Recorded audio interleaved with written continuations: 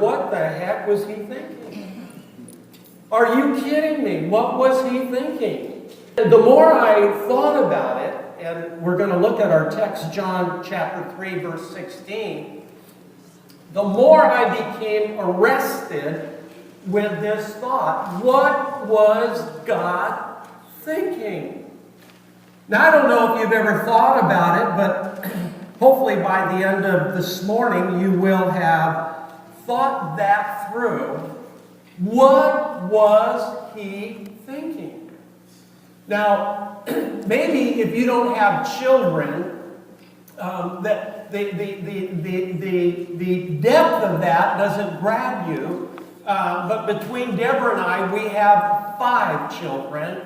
And our youngest is here in the front row, Desiree. And when I look at my children, I can't help it. What was he thinking? Are you kidding me? What was he thinking that he would let his son die? John chapter 3 and verse 16 says, "For God so loved the world that he gave his what?"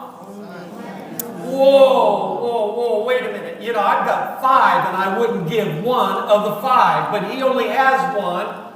And he gave his only Son, that whoever believes in him shall not perish but have eternal life.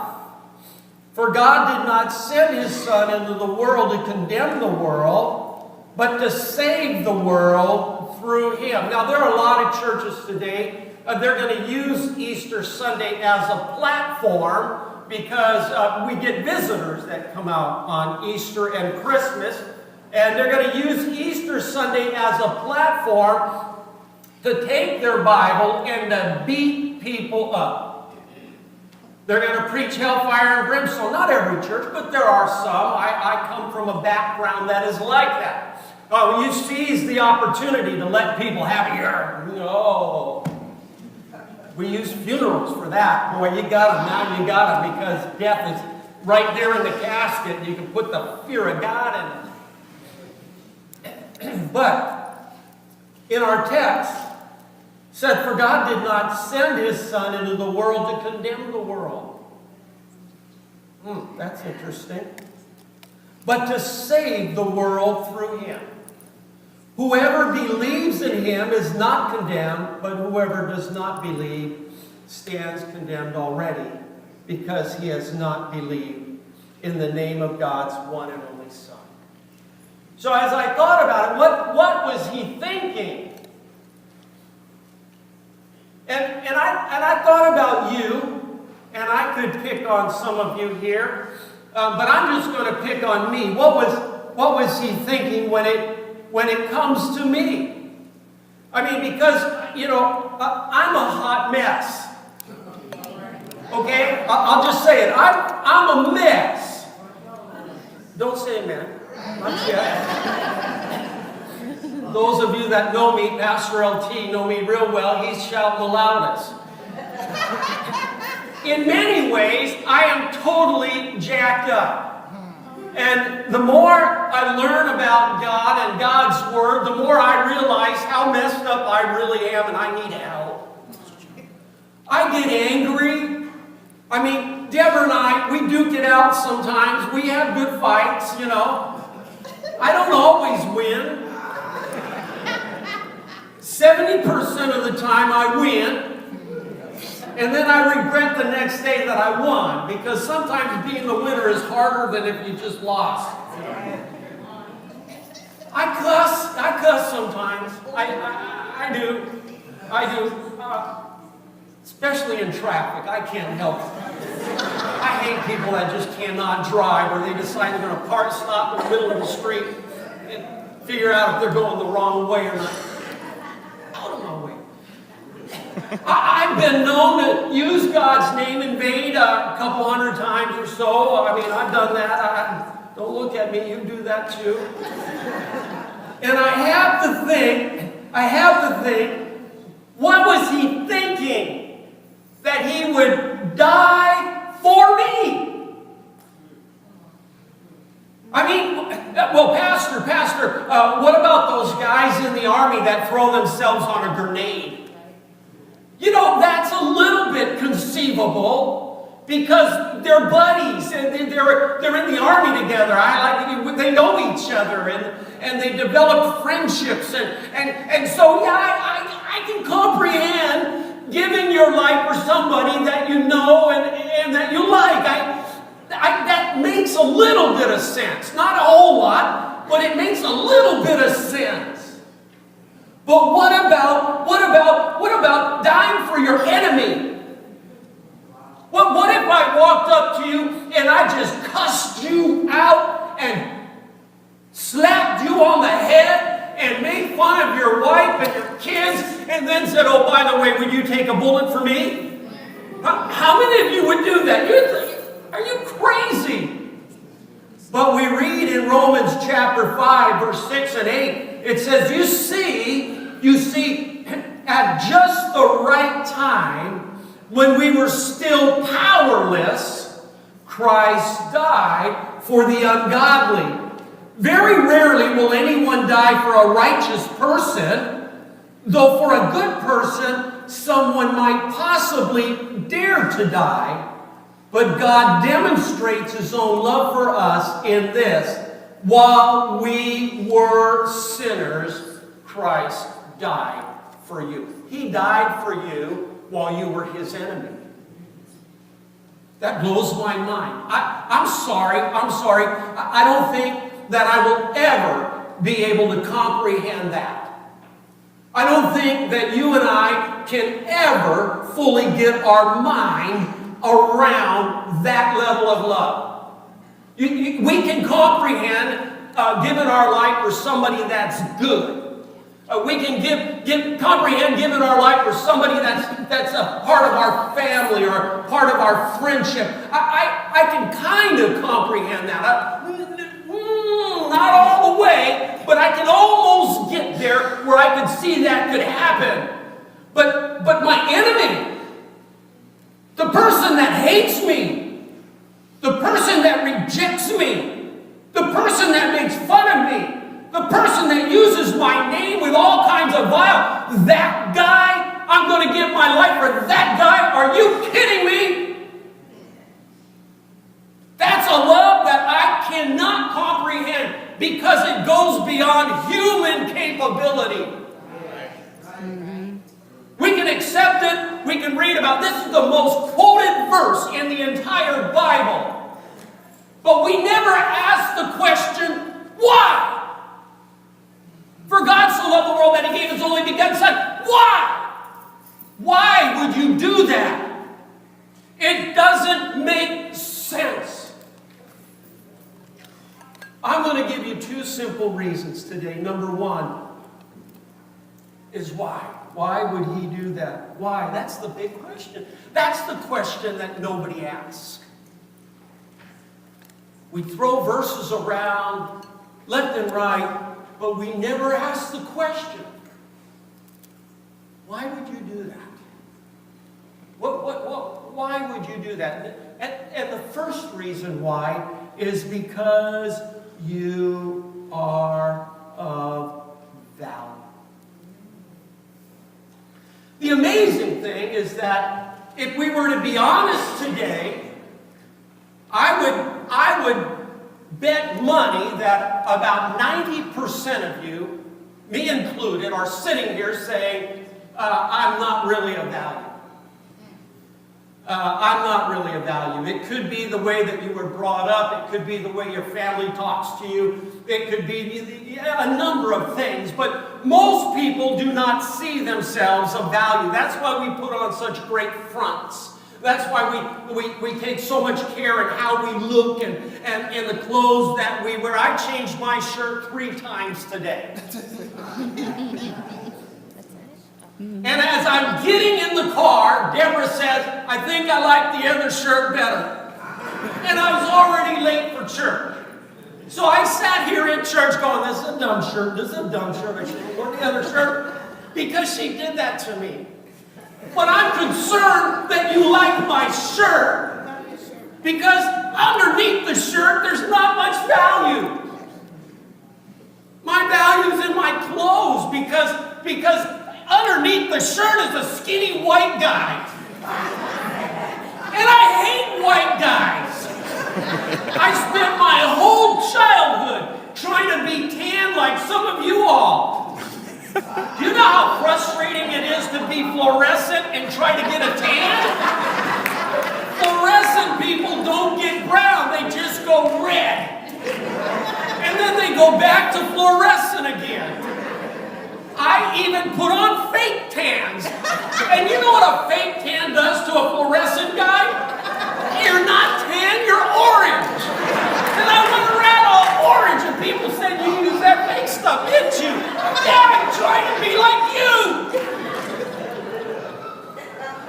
I didn't like red hair either. I just put some blonde stuff in it and everybody thought I looked like a girl. A blonde streak fluorescent guy trying to be something different. Because I didn't like me. I didn't like what God made. Everybody else was a little bit better than me. At least I thought they looked better. So some of you, you're here today, and when I say that you're of value, you don't think you're of value. When I say that you're of such value that God would allow His Son to die for you, you go, no. He allowed His Son to die for everybody else. I just got a free ticket in. Somehow I got included with the group. But I believe that when Jesus hung on the cross, He saw your face. He saw my face when He hung on the cross. He saw me. He did it for me. And all those hours He hung, He was seeing face after face after face, name after name after name. And He sat there and He said, Father, I'm doing it for Scott. I'm doing it for Mama Linda. I'm doing it for Reggie. I'm doing it for Grace. He saw it because we are valued. You know, it's interesting. I've been having lunch with Dr. John, and we've been talking about Satan, and I've been on this study about Satan and the origin of Satan, and why would he be so dumb as to leave heaven and to be the third highest and think he could take over heaven, and what an ego. Anyway, that's not our subject today, but Dr. John has been helping me because there's very little written in the Bible about Satan and his fall. But the thought arrested me yesterday, and I actually had to step back for a minute and think it through. You see, God puts so much value on you, and He loves you so much, and He esteems you so high, that the devil can't take it. Because the devil, who was esteemed high, has been brought very low. And in His being brought low, He is discrediting you and me, and He is causing us in our own minds to be esteemed low, so that when we hear that God loves us, it's hard for us to accept it because we think nobody can love us. Well, I'll prove it to you. Go home today and turn on the TV and watch commercials. In fact, watch the infomercials. Every commercial is telling you what's wrong with you. Oh, you're too fat. You need Jenny Craig. Your hair's not shiny enough. You need VO5. Your teeth aren't white enough. Go buy the Crest. Your clothes are ugly. You better shop at Ross. And if that's not all, your vacuum cleaner sucks. You gotta go buy a Shark. My vacuum cleaner's no good because of the TV told me that I'm no good. My clothes are no good. My teeth aren't white enough. My hair's not shiny. I'm too fat, or I'm too skinny, I'm too tall, I'm too short. Oh my God, I don't know what to buy next to make me right.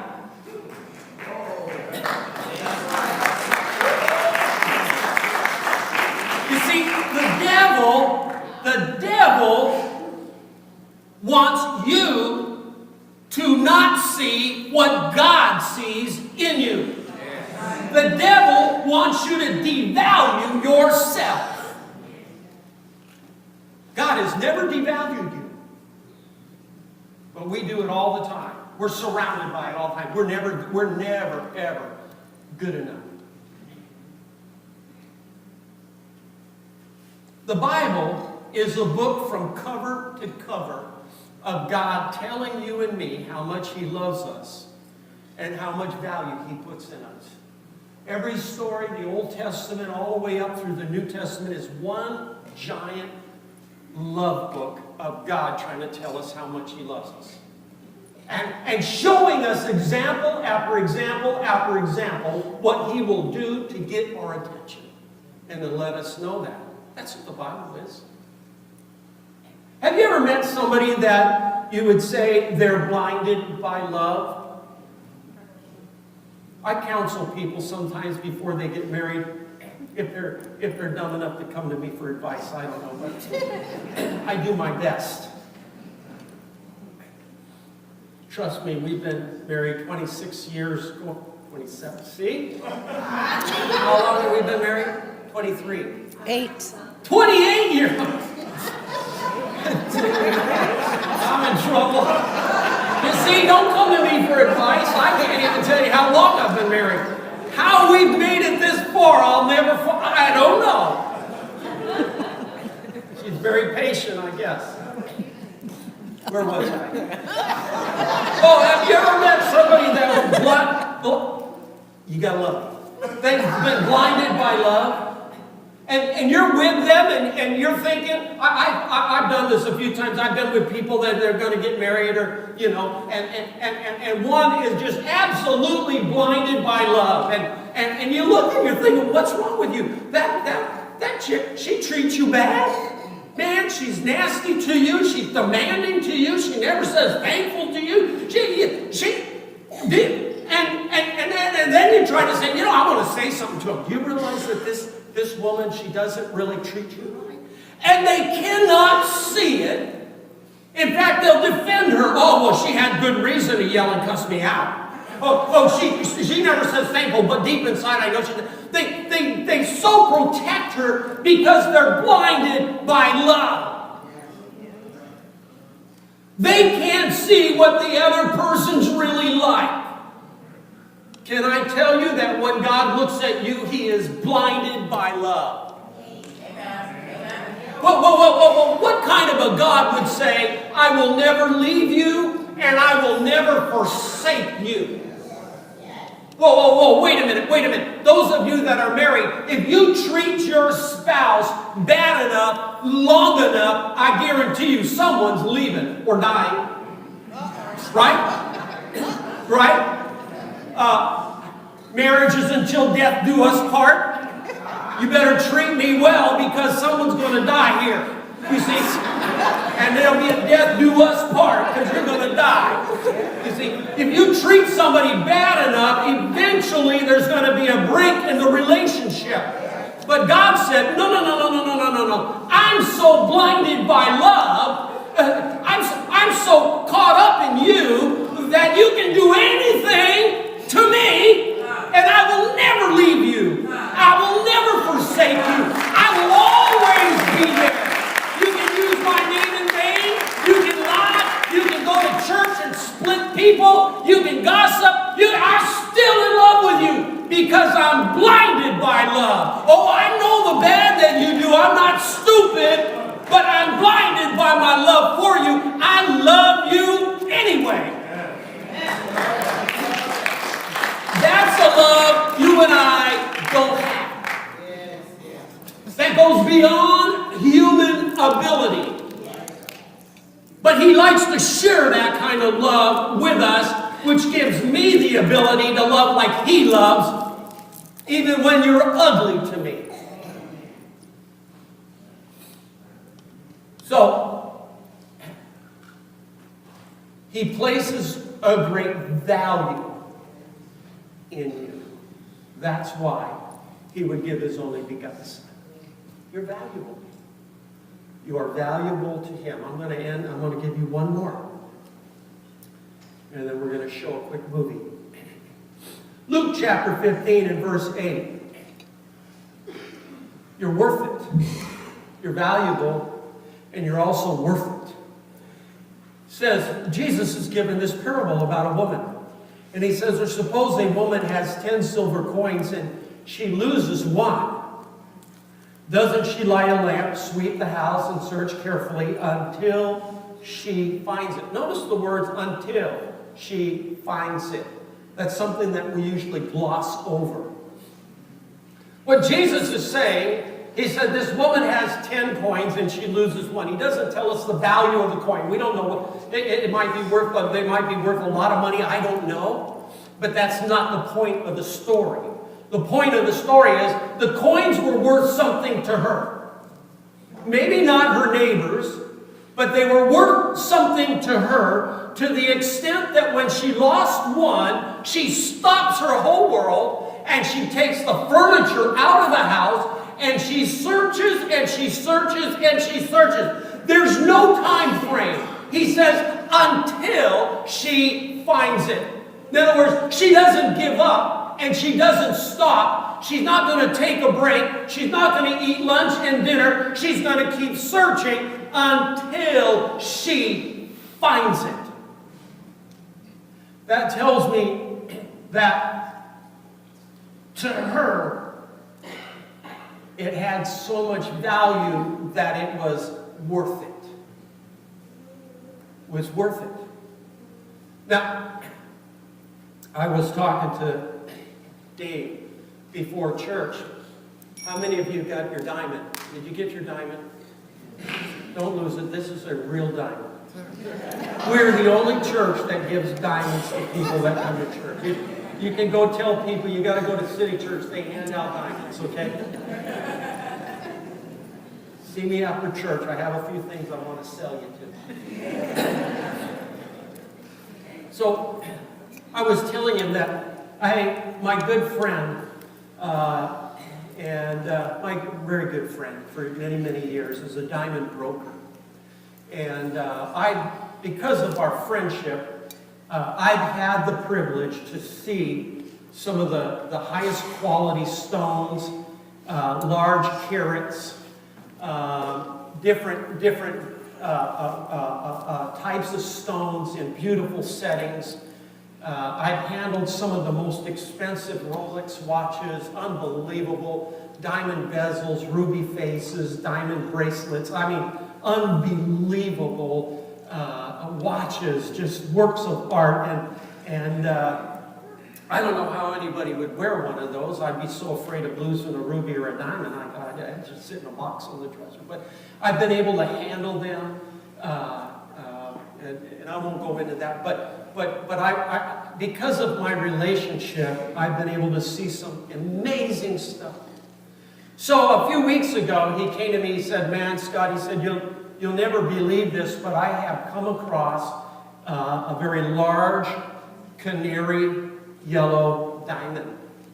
Now, to some of you, that means nothing if you don't know diamonds, but a canary yellow diamond or a yellow diamond, most they'll say yellow diamond because the depth of the yellow is not that deep. But when you say canary yellow, it is a true yellow diamond. They're so rare that you only find 1 out of 1,000. So if you had 999 white or clear diamonds today, you would only possess 1 canary yellow diamond. And I was thinking about that stone because he asked me if I knew anybody that would want to buy it, and I never said anything to Deborah because I was afraid to let her know I knew where the stone was because she had me sell everything and get it for her. The answer is no. You're hearing a message today. We are not after church talking about it. Okay? But I started to think about this stone, and I thought, what if it was a 3 carat? You see that picture up there? That's about a 3 carat. It's true to size, and that's a picture of the ring. By the way, I had him send me a picture of it. If there's a 3 carat stone and it is a true canary yellow diamond, and let's say that the clarity was they rate them V, VV, V1, VH. Well, let's say it was the top clarity, which I believe is a VV1. It's the top clarity. So when you look through it with a loupe, the cut is perfect. There are no flaws in the stone. And let's say that it was that's not the cut here, but let's say it was a rose cut diamond, and which increases its value. And you looked at that and said, man, I'd have to sell everything to buy that stone. This is the most beautiful stone I've ever seen. And I said to you, you know what, I'm going to give you that stone under one condition. You're going to have to walk from Fairfield to San Jose. And if you can walk from Fairfield to San Jose, I'm going to give it to you. I said, no, on second thought, you have to hop. You have to hop from here to San Jose, and I'm going to give you that stone.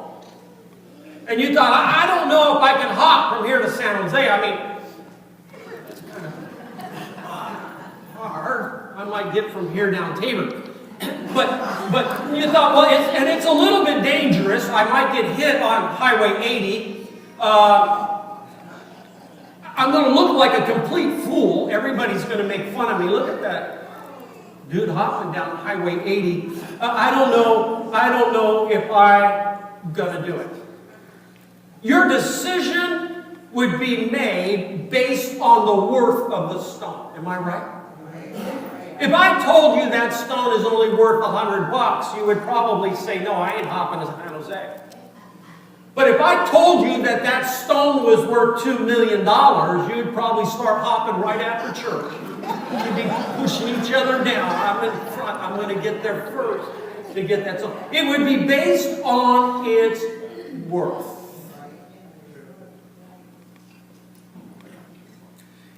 I read you the story about the lady with the coin, but let me read you the finish, which is found in verse 9 and verse 10. Jesus says, and when she finds it, she calls her friends and her neighbors together, and she says, rejoice with me, I have found my lost coin. It was so valuable to her that she stopped everything in her life, cleaned out her house, and did nothing until she found it. And then she says, rejoice with me, I have found my lost coin. Jesus ends this story by saying, in the same way, I tell you, there is rejoicing in the presence of the angels of God over one sinner who repents. You are worth it. Why did Jesus go to the cross? Why did Jesus die for you? Because you're worth it. You need to tell yourself, I am worth it. He did what he did because you are worth it. He sees value in you. You're his creation. And he doesn't make junk.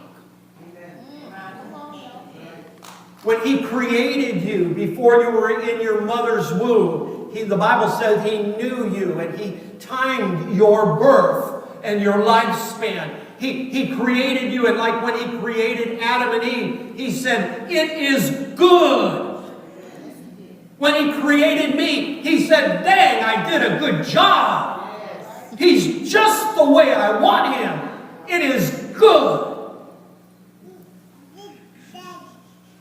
You are of value and you are worth it. Just like the woman that stopped everything to find the coin, God stopped everything. He put the world on hold. And he said, Scott is of such worth and value to me. Stop everything. My son is going to go die in his place because I want him. I want the fellowship with him. I want to have a relationship with him the way I intended it from the beginning. Why did Jesus do it? Because he thought you were worth it. That ought to set somebody free. Your neighbor might not think you're worth it. Your daddy and your mama might not think you're worth it. But God in heaven sure thought you were worth it. That's why Jesus died. Because you are worth it. No other reason on earth. No other reason under heaven. Because he loves you, he values you, and you are worth it.